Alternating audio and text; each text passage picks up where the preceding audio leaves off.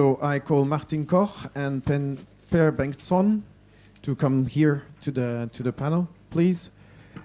Eleni Kroidas could not be with us today. She has had a cold for 2 days, so she cannot even speak.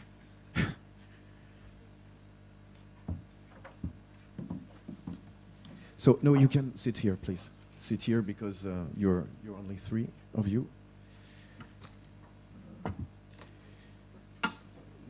Go the other side. Okay, so Martin Koch, you're policy officer at the European Commission's Directorate General for Financial Stability, Financial Services and Capital Markets Union, which is called FISMA, usually Unit B2 Sustainable Finance. So, what are your first comments on these recommendations? You have 5 minutes. Thank you. Good, does it work? Well, good afternoon. Thank you for the invitation. I listened very carefully because I didn't read your report. It came in yesterday, 75 pages. I wasn't able to read it overnight. You had a short version. I will do it exactly next week. Maybe a couple of comments before I go to some of the details you mentioned. I mean, I think we have come a long way already. I mean, if you look at where we come from, where we are and where we would like to go, we are working on sustainable finance in a systematic way for more or less 3.5 years. If you look what we have achieved in the last 3.5 years, where we come from, that's a lot. We have an action plan in place since March 2018, 2 years ago, with 10 actions. They are all under implementation at different speed, but they are all being implemented, and it takes a bit of time to work things out. If I give an example, the EU taxonomy, which means nothing else than a common understanding what is environmentally sustainable, sounds easy, but it's not easy at all if you look at the work going into that on the legal side and on the technical side. It takes time to put this together. It's not done overnight. And there's a lot of discussion of what should be in a taxonomy, what not. It's not yet there. It's under preparation on the technical side. And we had 6 objectives in total, and we're working on climate, not because we wanted to not work on the others, but it takes time. So we do it in a staged way. We have to do it profoundly, evidence-based, science-based, and it takes time. And we need to have the time to have a robust system in place, and that doesn't come overnight. The same for disclosures for the financial sector. There's a regulation out there, will be applied in 2021. Markets need to get used to that. I mean, it's new territory for them, and we also have to see what is meaningful data coming out of this. The same for companies, non-financial reporting directive. We have 6,000 companies in Europe doing that. We have to see what meaningful data comes out of that, and we are now revising it and see whether we can enlarge the scope. What I want to say is there's a lot of action going on. It takes time to put it together in a meaningful way, and it has to be also robust, and that takes time. Let me mention one thing which you also mentioned in your summary is what I see and what we already feel is through the European Green Deal. Even if it doesn't provide new money, as you say, and we have to see what the negotiations will ultimately bring is, it provides new momentum. The European Green Deal is an umbrella of around 50 actions. And there are 2 actions which are really important from an investment and finance point of view. One is we are currently working out a renewed sustainable finance strategy. There will be a public consultation very soon asking stakeholders, the market, what are the missing elements in it. And one could be, for instance, that banks should be included. That's for the future, for the near future, to discuss that. The second thing is, under the European Green Deal, there's a European Green Deal investment plan. It might not have new money behind it. On the other hand, it is a big plan, of which we are part of it. So it's about finance, sustainable finance, but also investments. There's one thing which I would like to underline is, there's a big step between a taxonomy telling you what is dark green and an investment. Because what the taxonomy does ultimately is, it tells you what is dark green and what has the highest impact in terms of environmental sustainability. It does not tell you whether this is an investment. To make the move from an activity to an investment, there's a big step in between, and this is decided by investors. Each and everyone decides on a project, into a company, do I invest or not? And there are many other parameters which have to be in place.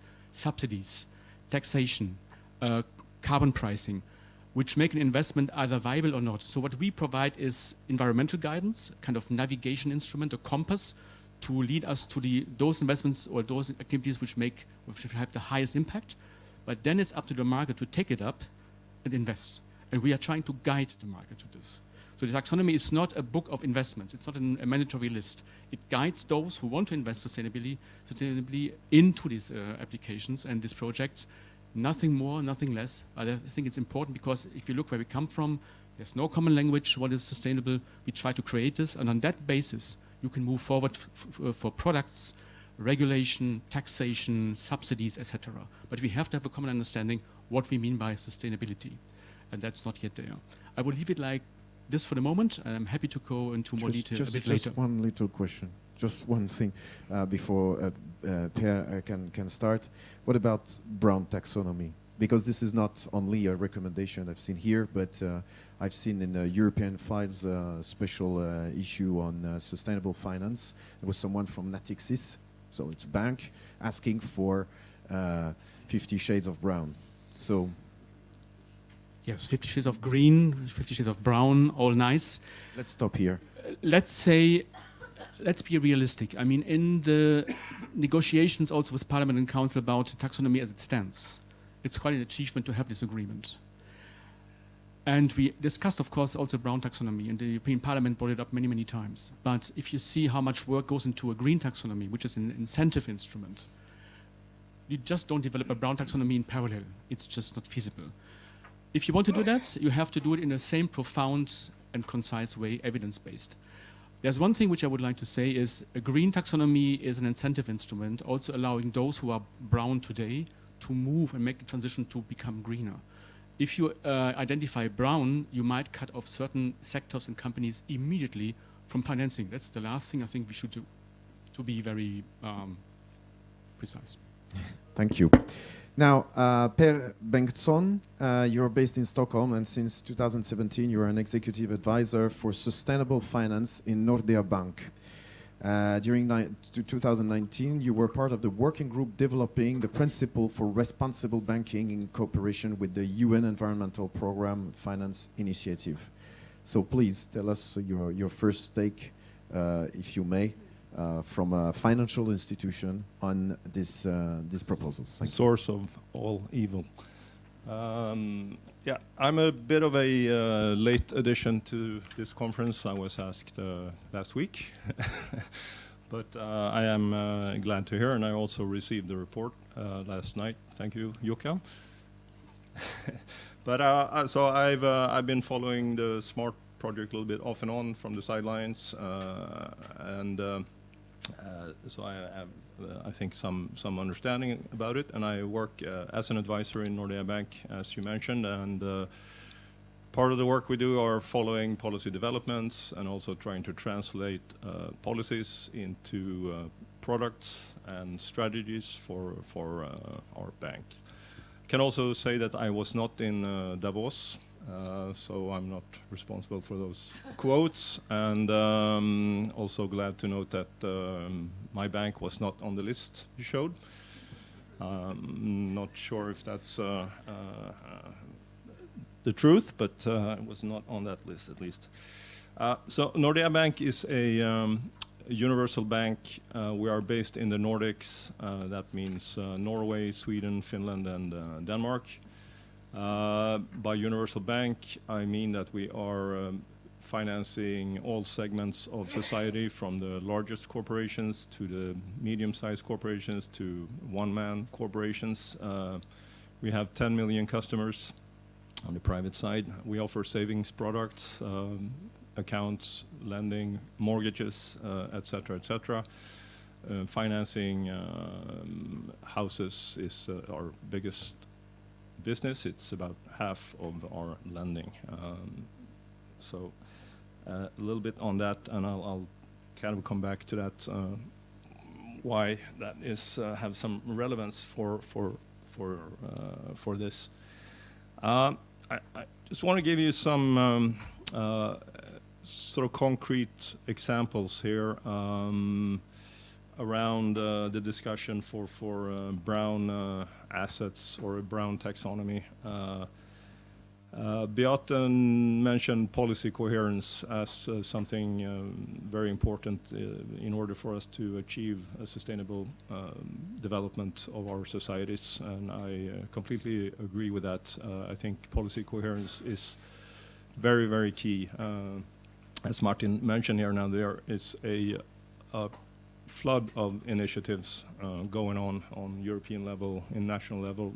We have in Sweden an initiative called Fossil Free Sweden 2045. It comprises 9 industry groups looking through how each sector will become fossil free until 2045. It's transportation, it's steel, it's agriculture, it's mining, and it's the pulp and paper industry. As you may know, the Nordics, it's particular maybe Sweden, Finland, and Norway, very base industries oriented societies with very energy intensive industries. We are relatively good fortune is that we have pretty clean electricity coming off the grid. We don't use any coal basically for producing electricity. We have hydro assets, nuclear still big part of the energy mix, renewables growing quite quickly. But looking in Sweden as an example, at the top emitters of CO2, at the top of the list is a steel company. Basically 1 or 2 industrial sites that is by far the biggest emitter of CO2 or greenhouse gases in Sweden. The second biggest emitter is a cement company, roughly a little bit less, and the third biggest emitter is a oil refinery. Those 3 sites emit as much as the entire road transport sector in Sweden. So that's a huge part of CO2 emission in Sweden. Steel and cement are not unimportant ingredients of how our economies work, and they are fairly crucial to construction, building, etc. The Swedish company that is emitting, it's SSAB. It's transparent. This is reported in our national reporting, so it's not a secret. They are working on carbon-free steel. They think this will be commercially viable in 2045, 2050. That means they will stop using coal in their steel production to use that. Cement industry is the same. They are working to use more renewable energy, but cement is globally a very, very important sector. Oh, I have a sign saying it's time up here, but I'm not finished. Go ahead. So I just wanted to discussing brown assets and our role in society financing these assets. If we are supposed to stop lending to brown assets, it's very, very important that we understand what these brown assets are, their function in society. And also, I think regarding policy coherence, all these companies operate with the environmental permits from the in the good democratically ordered permitting process. I can also mention we are a big business in Norway. In Norway, you know, it's very heavily dependent on the fossil fuels industry as a country still. I think the investments in the on the Norwegian continental shelf is about 5 times the total investments in all the rest of the in Norwegian economy. Employs, I think, 6-7% directly in that sector. So we're looking at huge transitional issues here, and I think if you want banks to stop lending to these sectors, you need to be very clear about what the impacts you want to have and the consequences, intended and unintended, just stopping banks from lending. There is, regarding policy coherence, I mean, all these businesses I described are legitimate, so of course, if you want to stop these activities, then maybe those are the activities that should be regulated rather than banks stop lending to them. It seems like you're going maybe around the block to achieve what you really want to achieve, but just banks stop lending and the activities continue will not change anything in the real economy with regards to emissions, etc. We are trying to work with companies that are upfront about wanting to make the transition, that they recognize IPCC reports, recognize climate science and making investments in their business to help with the transition. That's what we expect from our clients and customers on this. So maybe I should stop because my time is up since a lot, but we can also come back and talk maybe a little bit about risk. Okay. Thank you. Thank you, Per. Is actually lending to brown assets, sustainable finance, could it be making green investments more attractive by dropping, for example, the cost of the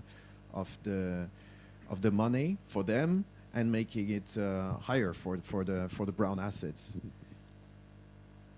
Well, what you want to achieve is a change in the real economy, increasing the cost of borrowing or lending to the activity. If the activity continues, I think that will just be absorbed and passed on to the consumer in the end.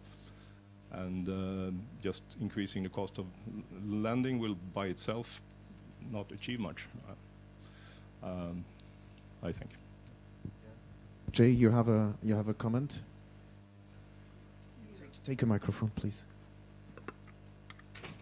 Yeah, I mean, I accept that point. And I want to make it clear that any sort of taxonomy would not involve banning or prohibiting lending for specific projects or anything like that. But you say that these prices would be passed on to consumers, and that is obviously the logical way to look at how the financing process will evolve. But that will potentially reduce demand at the final point and make those investments there, shrink that investment class. And if corporations or businesses that you have ambitions to be more sustainable can demonstrate that any financing is to actually accelerate their transition to a more sustainable way of doing business, absolutely give them preferential rates, or give banks preferential rates, or at least don't penalise banks for lending to those projects. But I don't see necessarily the link between increasing the cost of financing for particular projects unless the end consumer or the end buyer is willing to tolerate it. So I see the process as complementary rather than, well, it'll raise prices. It'll raise prices to a market clearing point, but that might reduce demand for those sorts of projects, and that's surely what we want to achieve. You know, if you raise the cost of financing for a coal project or something else to an extent that it becomes unviable,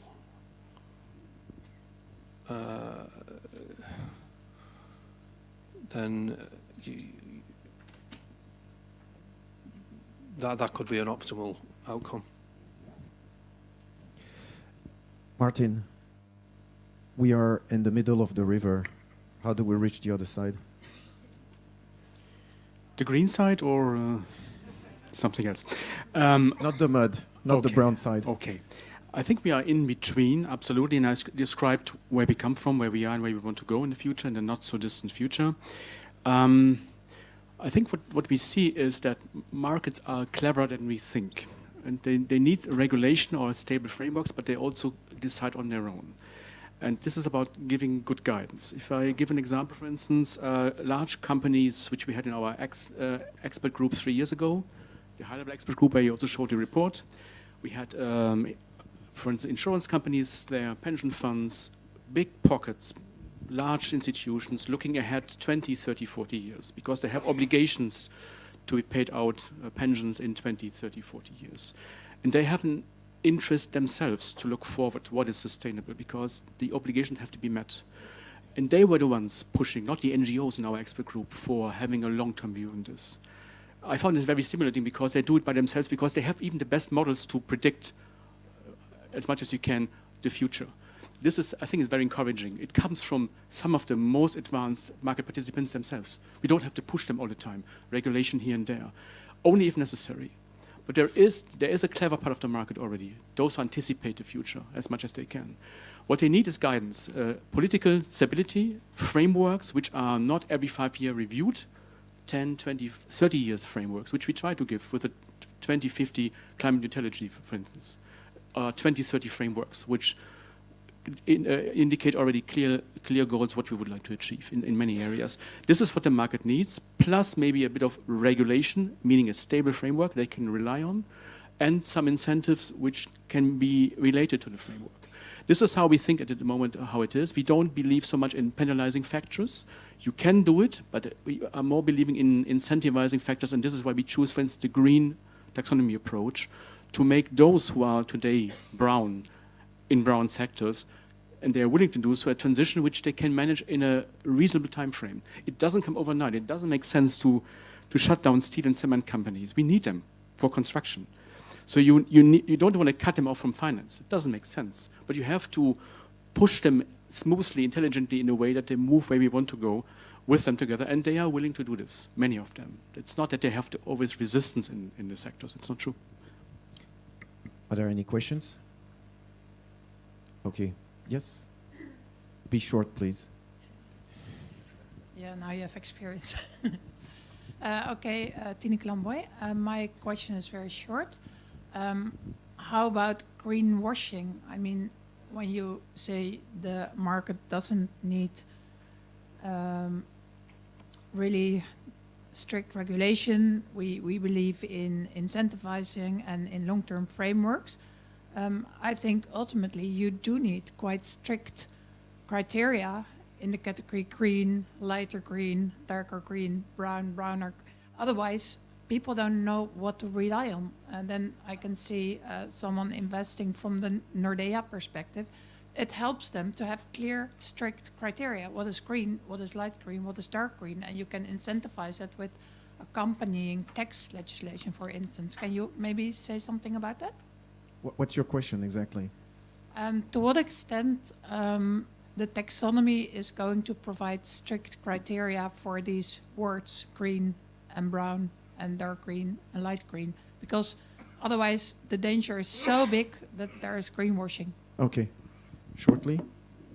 Short answer, that's exactly our thinking, and it's exactly what in the proposal for the taxonomy is in the legal framework. It gives strict criteria. It will be then defined also in technical thresholds, activity by activity. That's exactly what our approach is.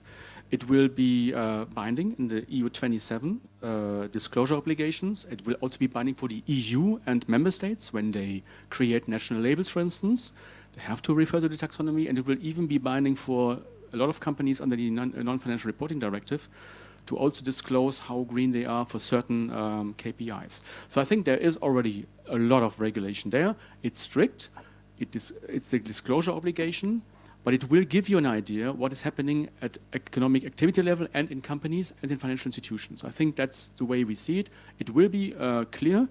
It will be underpinned by technicalities, and it will evolve over time in light of innovation and development.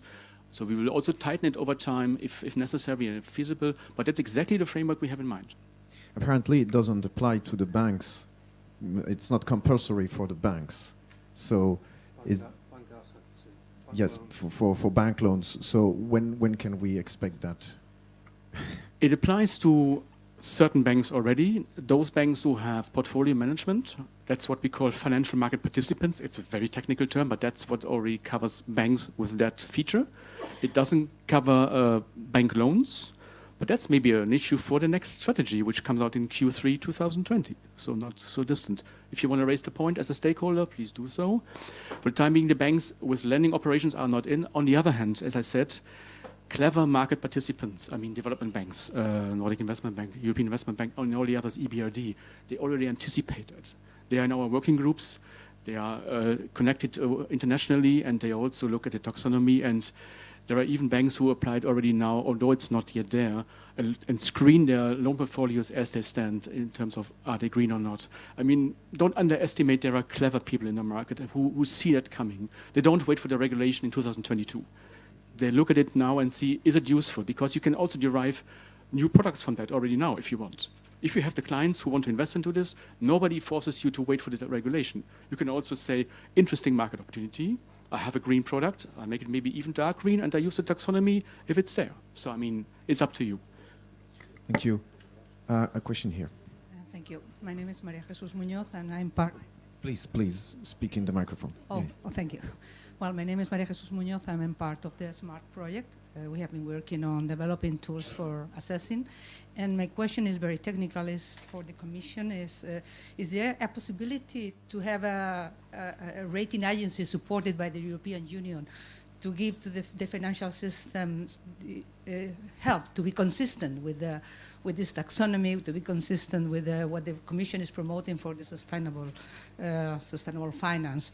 Because market needs information to take decisions and need reliable information to take decisions.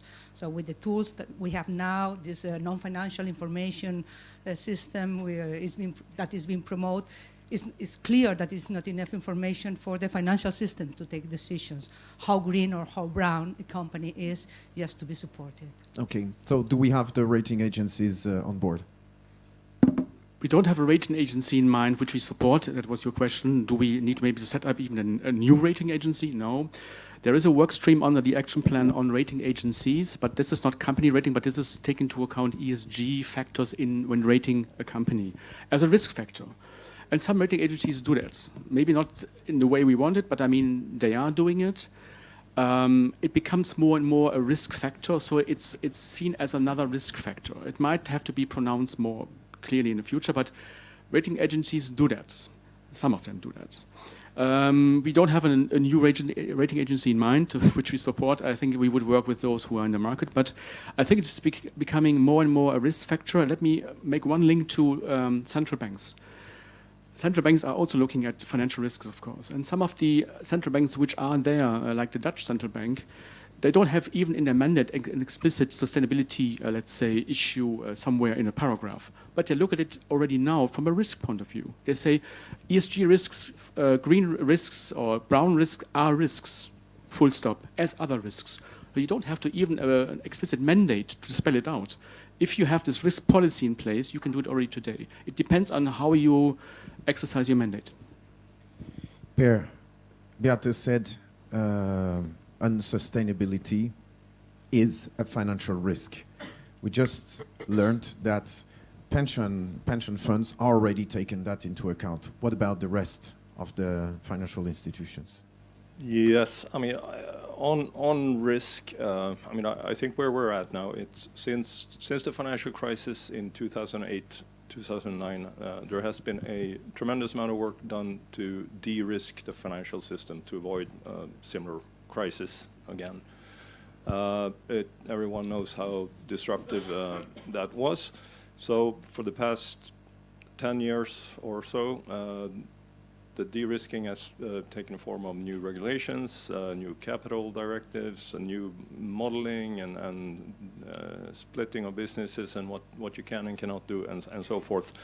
And here it's a very interesting question here now when we're talking about risk, because we are, of course, quite used to handle risk in the banking system, but it's fundamentally based on a backward-looking data. We're looking at financial reports, financial metrics from audited companies' reports.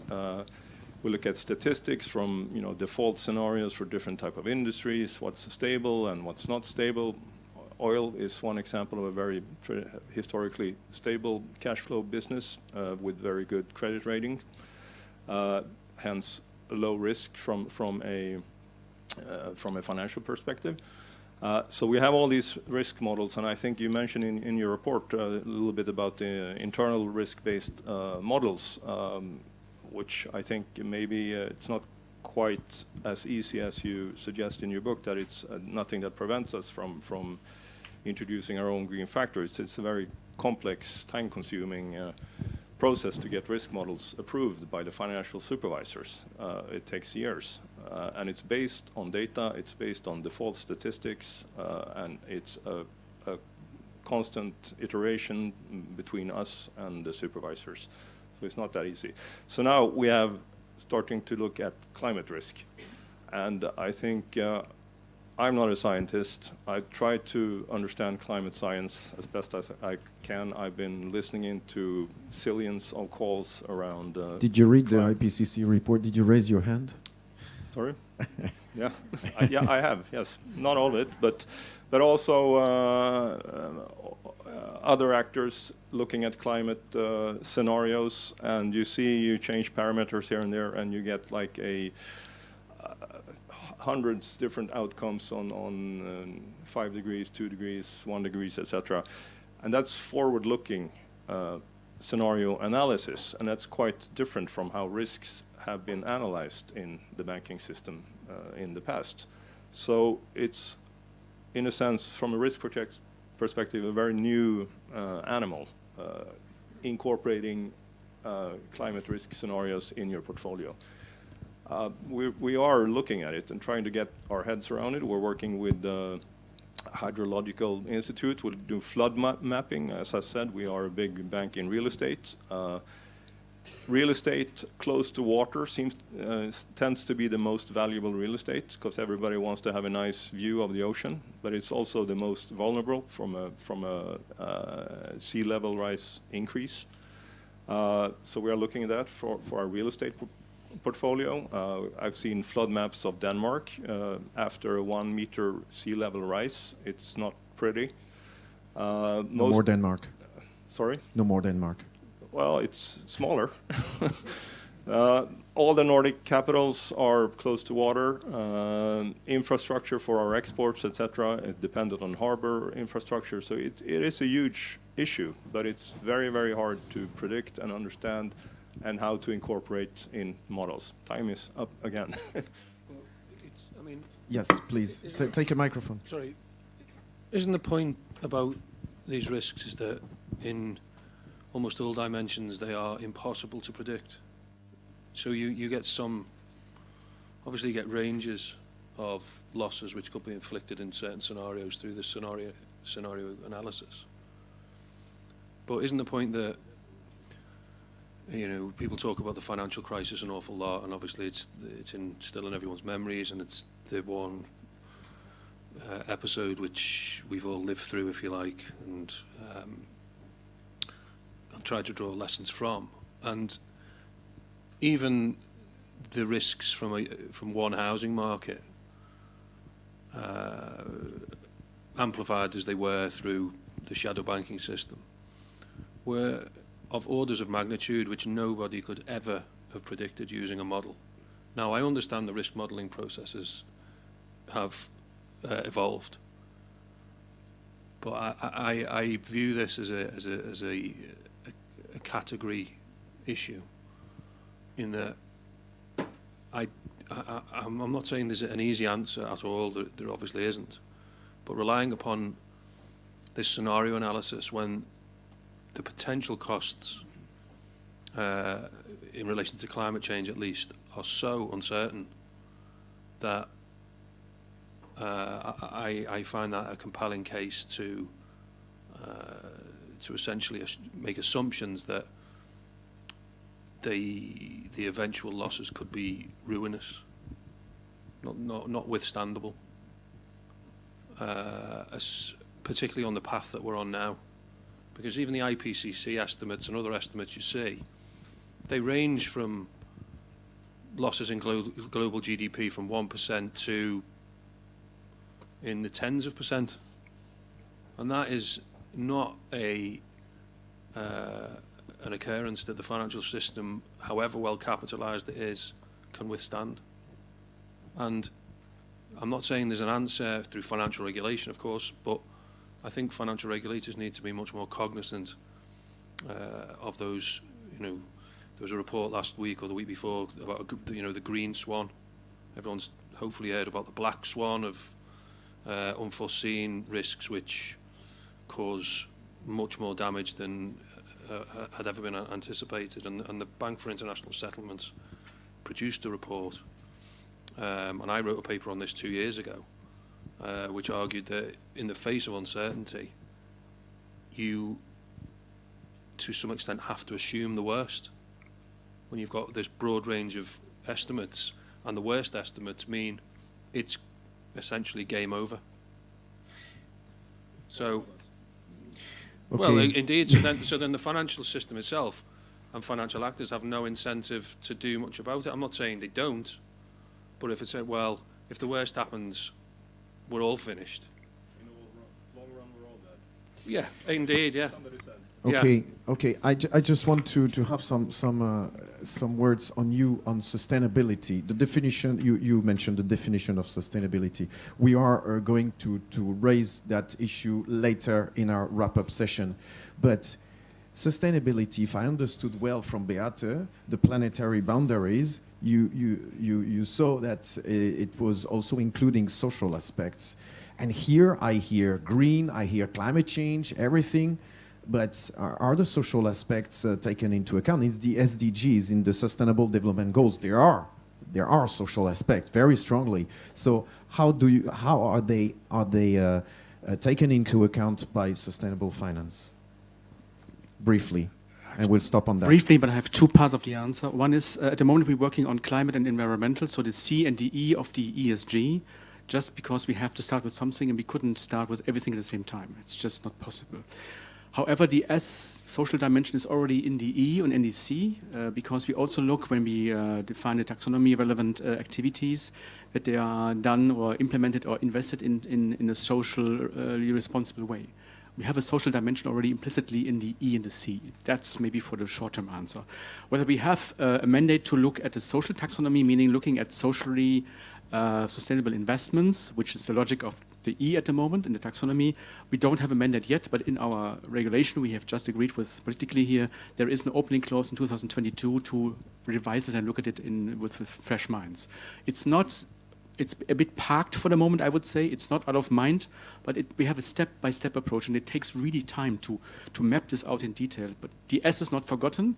It's not the most important one, because we have to see the climate as the most important one, but the S will come sooner or later, and it's already implicitly in the climate and environmental part through the social dimension of investing through that. I think I don't know whether you're happy with this, but this is the reality, and we do it really in a pragmatic way, I would like to say. Thank you. Okay, thank you for this answer, because I wanted to have someone from the Commission to say something on this, especially on finance. Thank you very much. I think we can stop this session here.